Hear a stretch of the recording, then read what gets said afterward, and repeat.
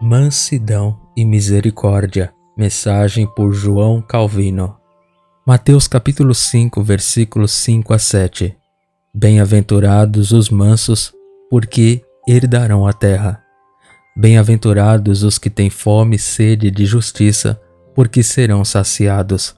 Bem-aventurados os misericordiosos, porque misericórdia lhes será mostrada. Então, erguendo os olhos para os seus discípulos, disse: Bem-aventurado vós, os pobres, porque vós é o reino de Deus. Bem-aventurado vós, que agora tendes fome, porque sereis saciados. Lucas capítulo 6, versículos 20 e 21. Se ao menos acatássemos o que a natureza nos ensina, desfrutaríamos do estado mais feliz que os humanos poderiam desejar. Pois Deus criou todos nós à sua própria imagem, de modo que basta olharmos para o próximo para vermos a nós mesmos.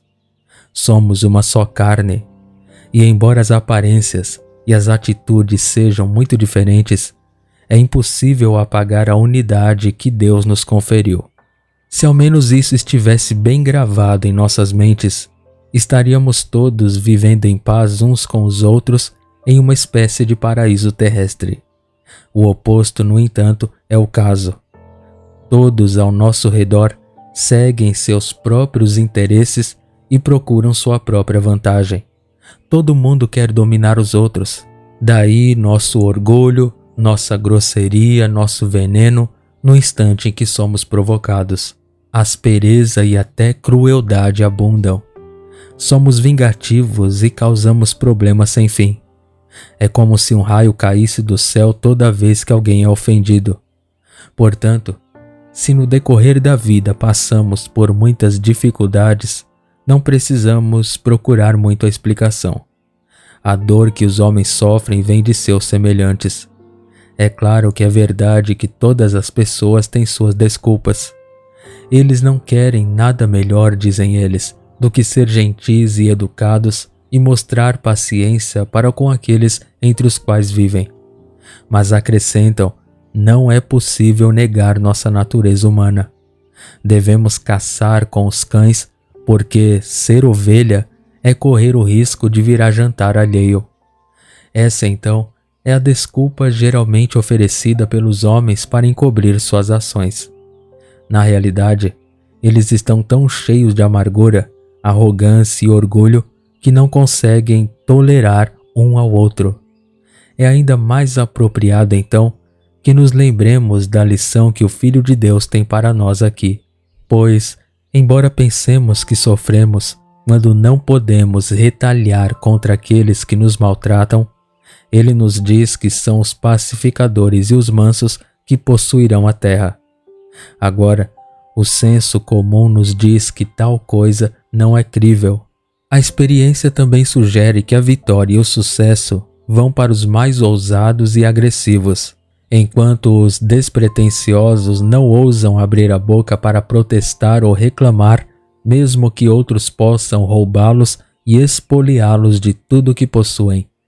Portanto, o senso comum dita que as pessoas mansas sempre sofrerão insultos e abusos, incapazes até mesmo de encontrar um caminho onde possam respirar ou se livrar de seus perseguidores, cordeiros, por assim dizer, no meio de uma matilha de lobos. Por tudo isso, nosso Senhor Jesus Cristo não fez nenhuma afirmação falsa quando prometeu que os mansos herdarão a terra. Esse ensinamento pode não fazer sentido para os sábios do mundo, mas os crentes provaram o suficiente de sua verdade para saber que essas não são palavras vazias. Por mais que os homens possam enfurecer-se e lutar continuamente, atacar, roubar e cometer outros atos de violência, por mais que, eu digo, os homens possam lutar para sair por cima, se considerarmos sinceramente seu verdadeiro estado de espírito, descobriremos que o oposto é verdadeiro. Todos necessariamente são seus inimigos. Naturalmente, se eles conseguirem adquirir o poder dos tiranos, ninguém ousará se opor abertamente a eles. Mesmo assim, eles se irritarão e se irritarão interiormente. Eles sabem que não têm amigos e em sua ansiedade e agitação desconfiam de todos. A suspeita cega, como uma picada de espinho, os impulsiona, ou como uma ponta afiada cega sua visão. E mesmo supondo que eles não tivessem nada a temer de outros homens, Deus certamente se mostraria o juiz deles. Assim como eles perturbam o céu e a terra por sua ação imprudente, Deus também os perturba por dentro. Sua consciência, como diz Isaías, será como as ondas do mar agitadas pela tempestade. Eles estarão em guerra consigo mesmos em um bom estado antigo. Eles nunca descansarão, como o próprio profeta declara.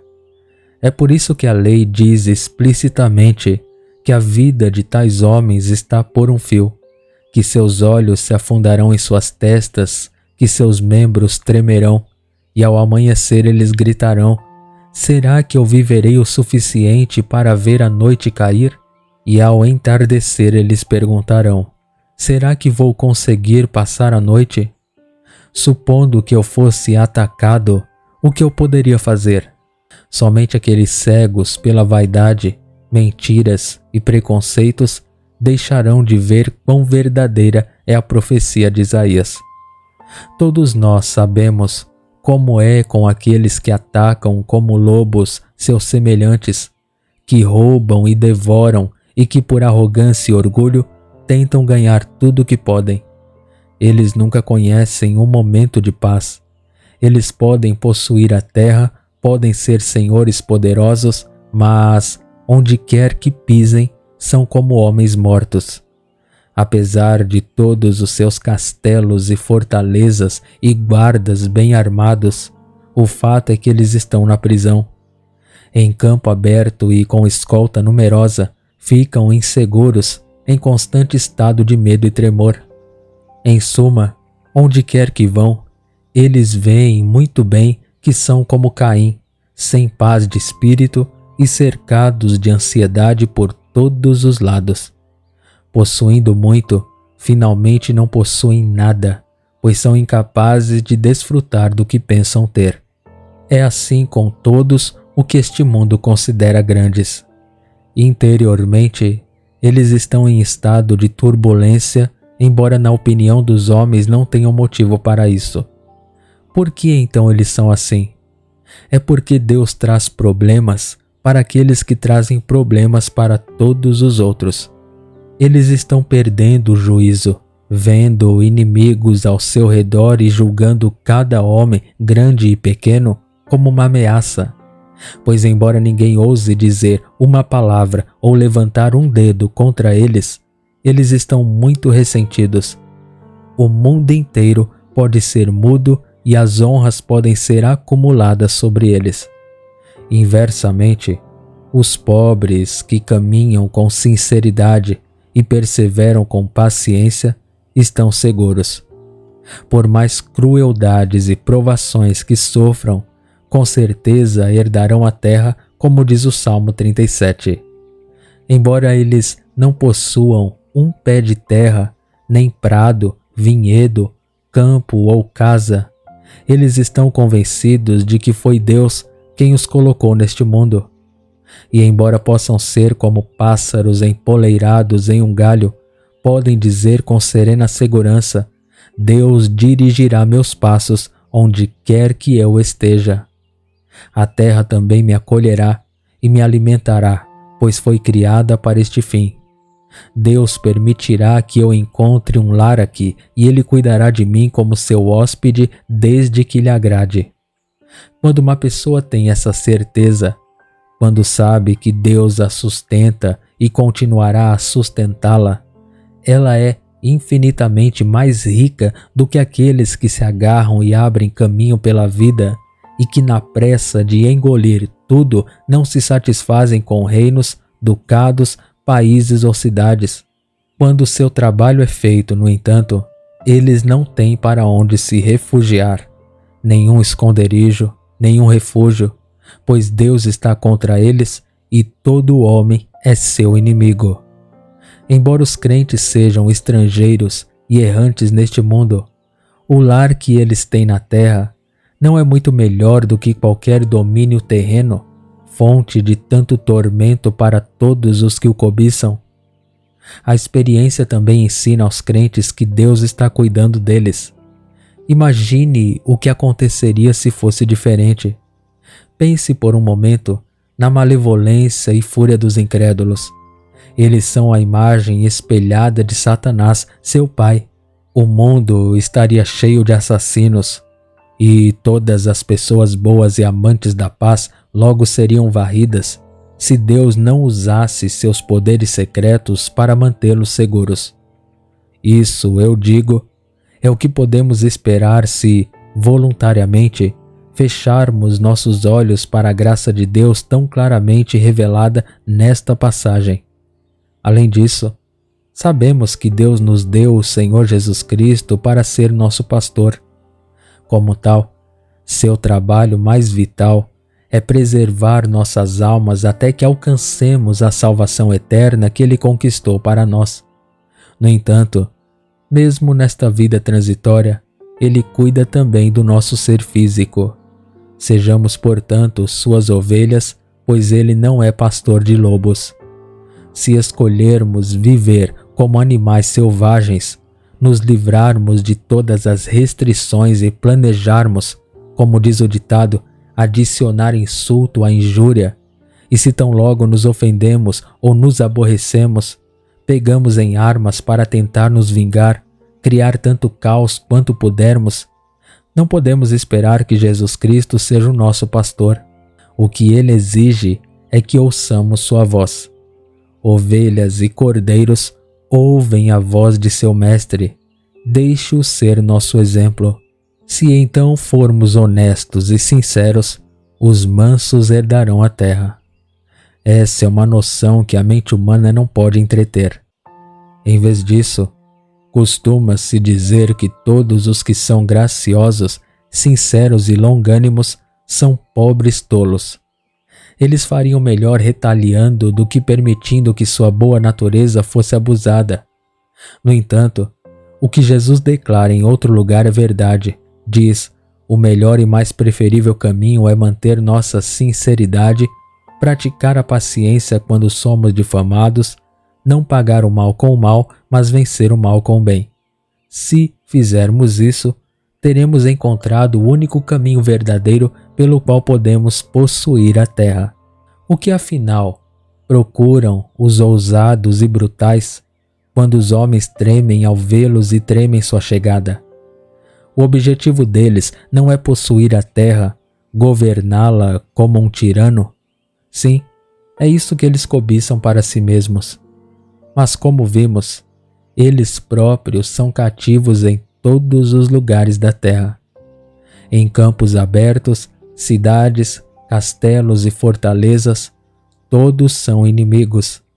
Eles estão em guerra consigo mesmos. Deus os persegue onde quer que estejam. Quanto a nós, devemos retornar constantemente ao que o Filho de Deus nos declara, pois o que ele diz é eternamente verdadeiro e confiável. Sejamos claros sobre isso.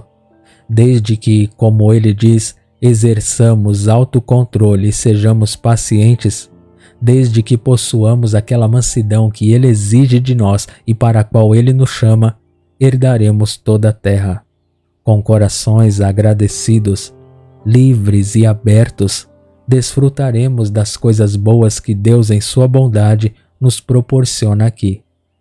Também temos a certeza de que sempre estaremos em paz, sejam quais forem os problemas em que estivermos. Dito isso, devemos reconhecer que essa promessa ainda não foi totalmente cumprida. Basta que hoje experimentemos em parte a sua verdade. A Escritura diz corretamente que o último dia é o dia da nossa redenção, o dia em que os filhos de Deus serão revividos e restaurados. Portanto, devemos esperar pacientemente para possuir a herança que Cristo prometeu e reivindicar a terra como seu presente para nós. Devemos nos contentar em seguir nosso curso até o fim e completar nossa peregrinação terrena. independentemente de onde estejamos, independentemente das provações que enfrentamos e da opressão e das perdas que sofremos, devemos, eu digo, nos contentar em confiar na garantia de Deus e no testemunho de nossa consciência de que tudo será nosso porque somos seus filhos e herdeiros. Além disso, devemos parar de invejar os orgulhosos, os violentos e os dominadores que pensam que têm tudo quando, como bestas brutas, eles saíram por cima. Isso, em essência, é o que esse versículo nos ensina. Devemos, portanto, odiar o provérbio diabólico que nos exorta a correr com a lebre e caçar com os cães. Em vez disso, devemos colocar a proteção de nosso Senhor acima do impulso de retalhar ou defender nossa causa, pois seu poder para nos sustentar é ilimitado e ele se mostrará imensuravelmente mais forte do que qualquer inimigo. Isso, então, é o que temos que entender aqui. Em seguida, a Escritura diz: bem-aventurados os que têm fome e sede de justiça, porque eles serão fartos. Lucas diz simplesmente: bem-aventurados vós, que agora tendes fome, porque sereis saciados.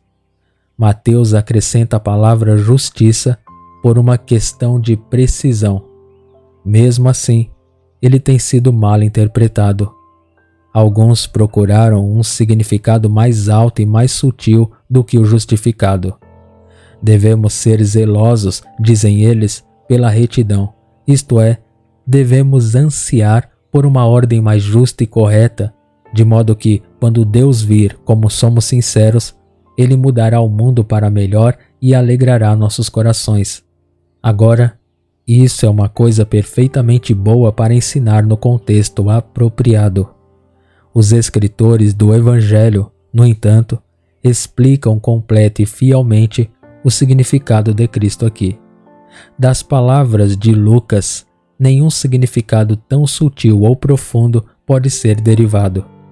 Ele não diz que devemos ter fome de justiça ou que, diante de tanto mal, devemos clamar a Deus implorando-lhe que corrija o mundo.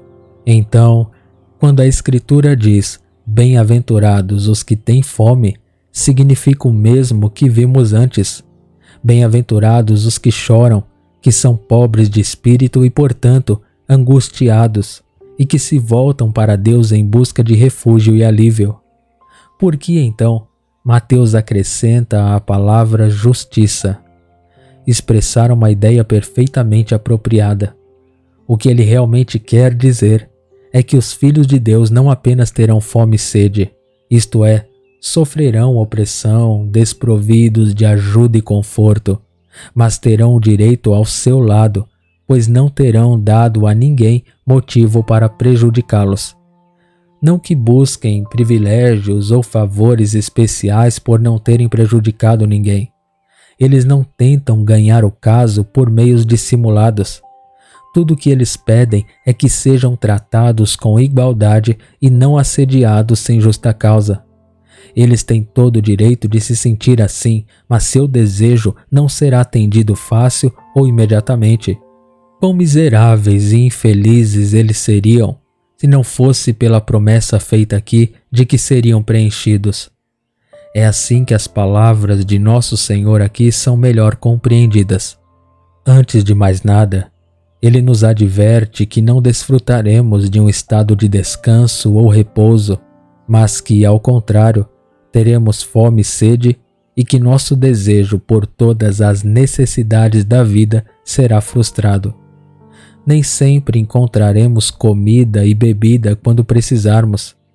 Ou se formos alimentados, podemos estar com falta de roupas ou abrigo. Em segundo lugar, ele diz que seremos gravemente afligidos, que não haverá ninguém para ajudar, seja qual for o caminho que tomarmos. Será como se as pessoas pudessem cuspir na nossa cara com total impunidade. Essa é uma condição difícil e amarga de suportar, especialmente quando pensamos em nossas próprias enfermidades, pois somos tão frágeis que o mero nada nos enche de desespero. Aprendamos, portanto, a descansar na esperança certa de que finalmente seremos preenchidos e que Deus suprirá tudo o que nos falta. Se hoje somos como aqueles que estão às portas da morte, desprovidos de força interior e ajuda externa, se hoje estamos na pior das dificuldades, que esta esperança nos sustente enquanto olhamos para Deus cuja obra é saciar os famintos. É surpreendente se, quando estamos certos e quando buscamos nenhuma vantagem especial para nós mesmos, ainda assim sentimos fome? Podemos de fato ser inocentes de agressão, ansiosos para não lucrar às custas de outra pessoa e pedir apenas justiça e equidade para nós mesmos. Estamos destinados, no entanto, a suportar a fome e a sede. Deus nos deixará definhando por um tempo para testar nossa paciência ou nossa fé. Pois se hoje estivéssemos perfeitamente à vontade, sem falta de nada, rodeados de pessoas ansiosas por agradar e sem ninguém para nos incomodar ou perturbar, de que adiantaria nos exortar e praticar o que aqui é ensinado? Ter fome e sede é, portanto, para nós uma necessidade. E já que, como vimos, devemos ser mansos como homens que vivem entre feras cujos dentes são afiados e cujas garras estão prontas para nos rasgar, dilacerar e destruir, devemos prosseguir com paciência e sinceridade. Devemos ter fome e sede de oração a Deus. E embora Ele permita que soframos aflições, mesmo quando temos razão, não devemos ceder à tristeza, ao desespero ou ao pânico cego. Devemos nos manter firmes na expectativa de que, no final, Ele proverá todas as nossas necessidades. Isso é outra coisa que nosso texto tem a nos ensinar. Nosso Senhor Jesus Cristo acrescenta: bem-aventurados os misericordiosos, porque alcançarão misericórdia. Aqui novamente está um ditado bastante estranho à nossa maneira normal de pensar. Onde mais imaginamos estar a felicidade, exceto na ausência de preocupação ou angústia? Deixe-nos em paz, gritamos. Deixe os outros sofrerem em silêncio. Não queremos saber, não queremos ser incomodados. Paz de espírito, indiferença a qualquer outra coisa. Basta que sejamos capazes de satisfazer nossas necessidades físicas e contemplar todas as vilanias da terra sem sentir tristeza, inquietação ou angústia. É por isso que muitos imaginam que são abençoados quando estão à vontade, capazes de viver uma vida boa sem pensar no que está acontecendo ao seu redor. Eles querem apenas tapar os ouvidos para impedir a entrada de notícias que possam afetá-los. Pois existem dois tipos de emoções que nos perturbam: a infelicidade que surge do infortúnio pessoal e a compaixão quando vemos algum pobre sofrendo além da medida. Alguém talvez oprimido injustamente ou que perdeu todos os seus bens mundanos, órfãos infelizes sem pais, esposas sem maridos, ou imprevistos que, repito, muito nos perturbam. Aqueles que buscam a felicidade, como eles entendem o termo, procuram escapar do infortúnio pessoal na forma de prejuízo para si mesmos ou perda de propriedade. Eles amam a aprovação dos homens. Eles se deleitam com o entretenimento, com o riso, com a boa sorte. Eles querem bajulação e elogios. Esse é um ponto a considerar. Mas há mais. Suponha que lhes digam: você vê aquele pobre coitado?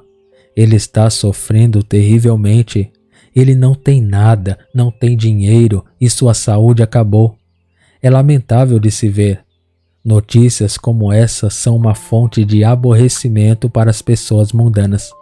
Eles, como bem sabemos, endurecerão deliberadamente seus corações e não apenas não sentirão pena das misérias que os outros suportam, mas ficarão perfeitamente contentes por todos passarem fome. Eles podem possuir grandes estoques de trigo, mas a população mundial pode perecer por tudo que importam desde que suas próprias carteiras sejam preenchidas. Não importa para eles se os pobres passam fome desde que os negócios estejam indo bem. Existem muitos outros exemplos desse tipo.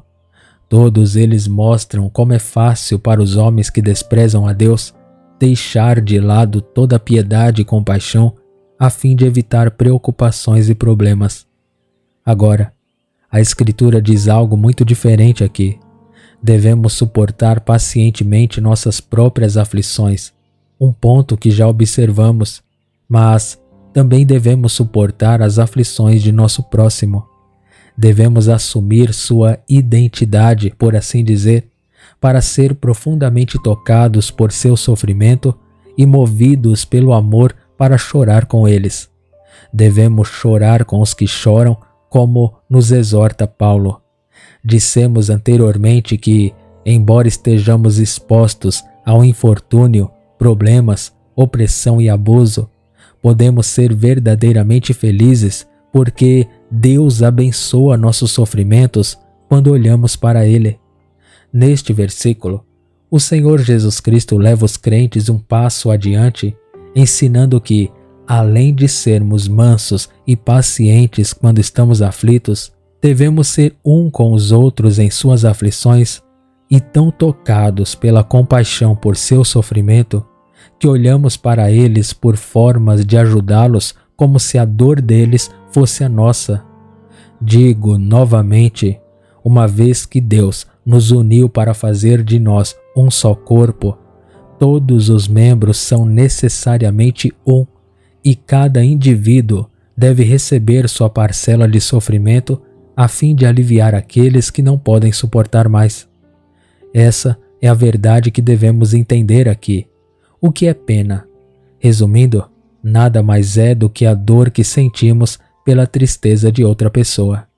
Um homem pode ser saudável e contente, com bastante para comer e beber e a salvo de qualquer ameaça de perigo. Quando, no entanto, ele vê seu próximo em perigo, ele é obrigado a sentir por ele, compartilhar sua tristeza, carregar um pouco de seu fardo e assim aliviar o fardo. Misericórdia é isso. A mesma ideia transmitida em nossa língua pela palavra esmola. Infelizmente, o significado de esmola foi mal interpretado. O que as pessoas entendem por dar esmolas não é algo inspirado por sentimentos de humanidade. Claro que se pode dar a um pobre, mas é como um resgate, um tributo ou uma extorsão dada a contragosto e com relutância. Não há nenhuma sugestão de que quando um homem rico dá de sua substância, ele diz para si mesmo: aqui está um membro do corpo de Cristo, estamos todos unidos. É tanto mais importante, portanto, compreender que ajudar os outros não vale nada, a menos que sejamos movidos por um amor que vem do coração e que nos obriga a suportar a nossa parte do infortúnio que vemos ao nosso redor. E porque Deus nos uniu a todos, ninguém pode se afastar e viver apenas para si mesmo. Não há lugar aqui para a indiferença que promete tranquilidade e os prazeres de uma vida confortável. Devemos ampliar nossos afetos como exige a lei do amor. Assim, quando vemos alguns que estão doentes, pobres ou destituídos, e outros que estão com problemas e angústias físicas ou mentais, devemos dizer: esta pessoa pertence ao mesmo corpo que eu. E então devemos provar por nossas ações que somos misericordiosos. Podemos proclamar nossa piedade por aqueles que sofrem tempo sem número, mas, a menos que realmente os ajudemos, nossas reivindicações serão inúteis. Há muitas pessoas que dirão: ó querido, que terrível ser como aquele pobre homem. No entanto, eles simplesmente colocam tudo de lado sem fazer nenhuma tentativa de ajudar. Expressões de piedade não levam ninguém à ação. Em suma, este mundo está cheio de misericórdia se as palavras forem acreditadas. Na realidade, é tudo fingimento. Tiago condena vigorosamente esta atitude no capítulo 2 de sua epístola. É o cúmulo da insolência dizer: ah, que pena, quando ninguém está disposto a levantar um dedo ou mesmo pronunciar uma palavra para ajudar os aflitos.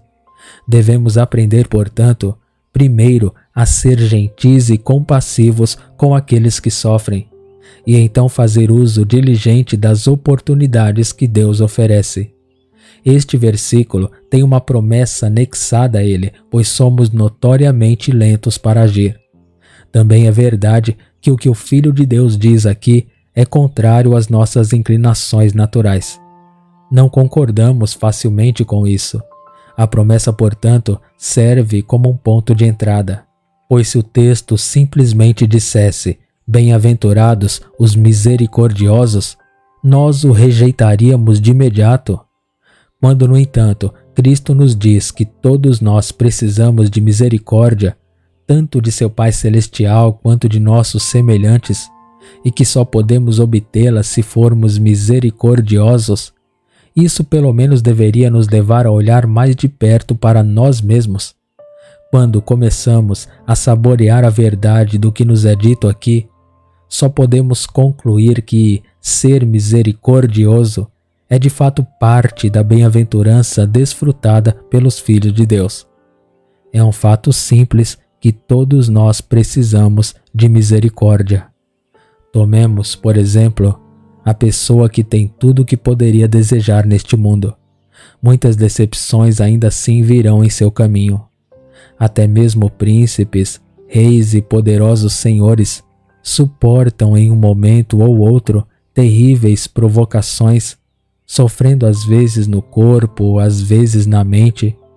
Embora eles possam procurar construir ninhos seguros para si mesmos bem acima das nuvens, Deus mostra que eles são mortais afinal. Eles são compelidos a se ver como meros homens, criaturas frágeis. Se os poderosos, que já têm uma espécie de paraíso para si, precisam de misericórdia, quanto mais nós. Se pensássemos bem nessas coisas, seríamos movidos a mostrar pena toda vez que víssemos nosso próximo passando necessidade ou aflição. Pode-se objetar que o próprio mundo mostra pouca piedade para aqueles que tiveram pena dos outros. Preste atenção primeiro a este ponto. Deus, sabemos, tem o coração dos homens em suas mãos. Ele os vira da maneira que quiser. Mesmo que abundam o mal e a arrogância, a maldade e o despeito, Ele coloca sobre os homens o fardo da humanidade. Portanto, embora o mundo possa ter pouca consideração, na verdade, desprezo pelas obras de misericórdia feitas aos necessitados, Deus, no entanto, prevalecerá para que, quando estivermos em perigo, Ele não nos negue nossa recompensa, misericórdia para com os misericordiosos. Isso, como veremos mais adiante, é o que ensina o próprio Senhor Jesus Cristo quando diz que cada um de nós receberá de acordo com a medida que tiver dado. Tiago também declara com razão que a pessoa que falhou em mostrar misericórdia será julgada sem misericórdia. Considere agora este segundo ponto. Suponhamos que Deus permitisse que tal ingratidão prevalecesse entre os homens, que todos os nossos esforços para ajudar os pobres parecessem em vão. E então? Um dia devemos comparecer perante o grande juiz. Sua misericórdia é nossa única esperança. Suponhamos que o mundo esteja cheio de crueldade e que nossas boas obras sejam uma perda de tempo. Não teríamos menos necessidade da misericórdia de Deus. Não há nada em Tiago mais terrível do que as palavras julgamento sem misericórdia. Se tivéssemos que comparecer perante o tribunal de Deus para receber justiça estrita, o que seria de nós? Teria sido melhor se tivéssemos nascido mortos ou entrado no mundo como pulgas, piolhos ou sapos, as formas de vida mais baixas. Visto que então nosso bem-estar e salvação dependem totalmente da misericórdia de Deus, não deveríamos nos regozijar em sua promessa de piedade e compaixão quando nós, que mostramos pena de nosso próximo, colocamos diante dele nosso fardo de dor? Deus não é movido a nos receber, a ser misericordioso conosco, embora por causa de nossos terríveis pecados Ele possa ter nos expulsado? Uma vez que temos essa promessa, teríamos que estar loucos fora de nossas mentes para ignorar as reivindicações de misericórdia. Isso é o que temos que lembrar aqui.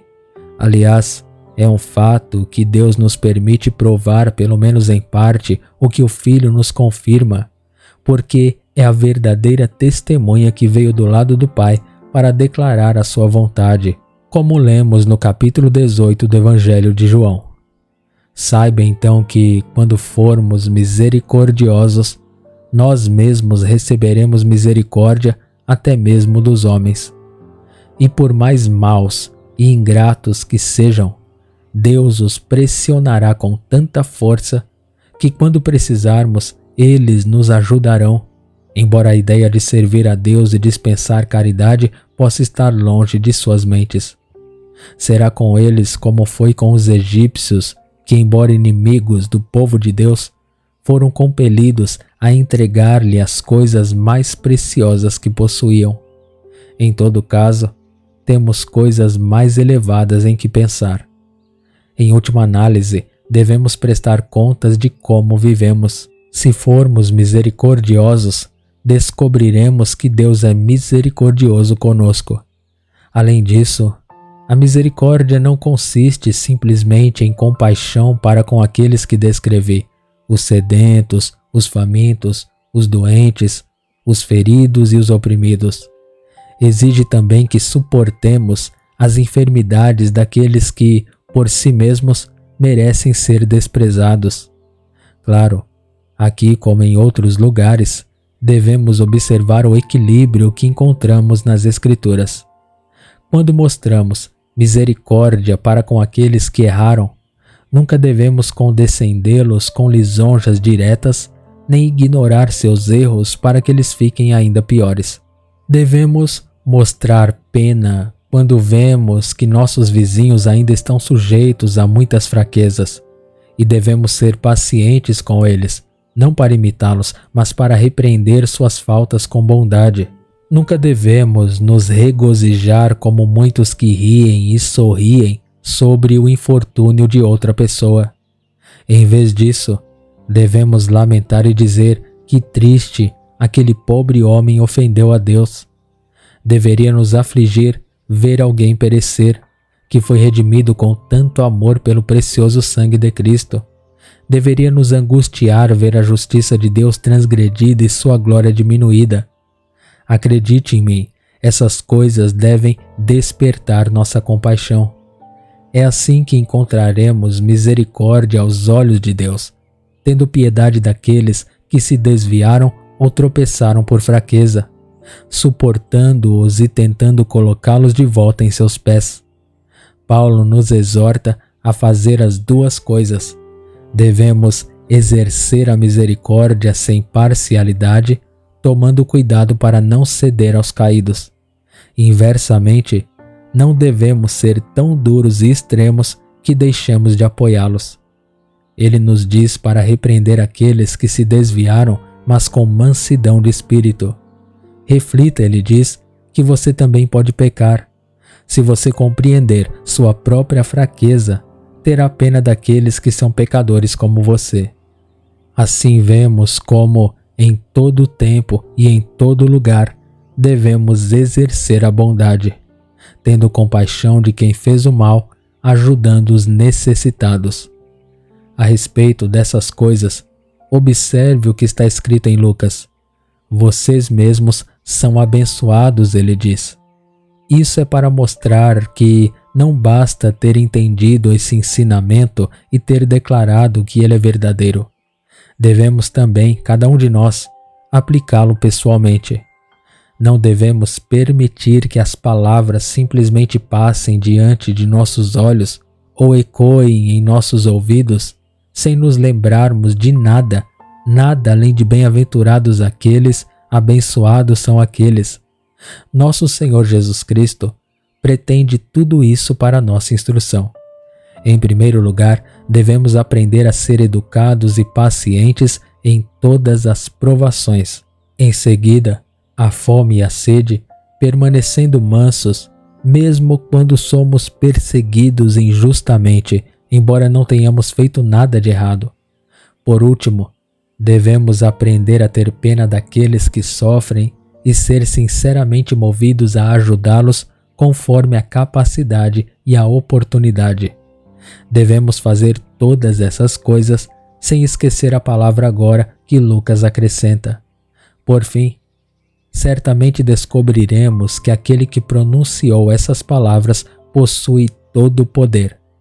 Todo domínio lhe foi dado, e ele realizará tudo o que lemos nesta passagem quando nos receber naquela união celestial pela qual agora ansiamos. Agora, prostremo-nos diante da majestade de nosso bom Deus, reconhecendo nossos pecados e suplicando-lhe que nos dê graça para admitir nossas faltas, a fim de que venhamos a odiá-las. Que possamos ser renovados, para que possamos vencer todas as nossas paixões e pisar todos os desejos da carne.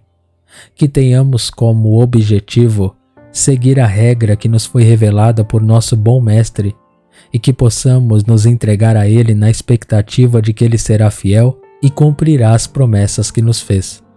E que essa expectativa nos sustente até que o curso de nossa vida termine. Amém.